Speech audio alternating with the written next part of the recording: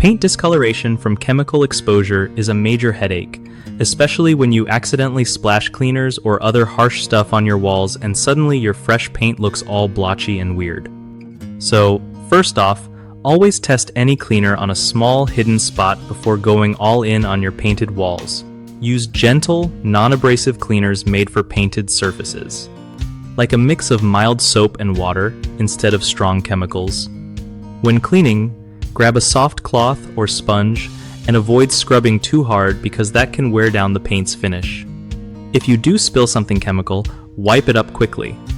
Don't let it sit and soak in. Keep all harsh chemicals like bleach or ammonia away from painted surfaces. Store them in a different room if you can.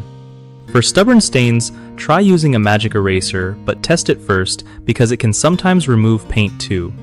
Make sure your room is well ventilated when using any cleaning products to help reduce chemical buildup in the air. Lastly, if you want to protect your walls long-term, consider sealing the paint with a clear protective coat that resists stains and discoloration.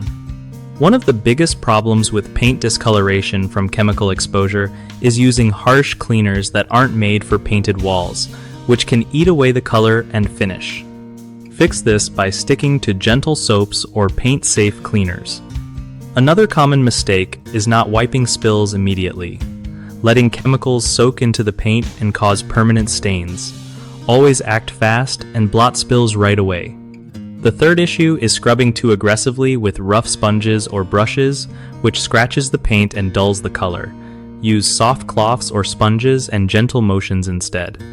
BigHomeProjects.com is awesome for homeowners who want to find reliable, local contractors who know how to handle things like paint damage and repair without making it worse. It also helps contractors connect with people who need their skills, making it easier to get work and build a good reputation.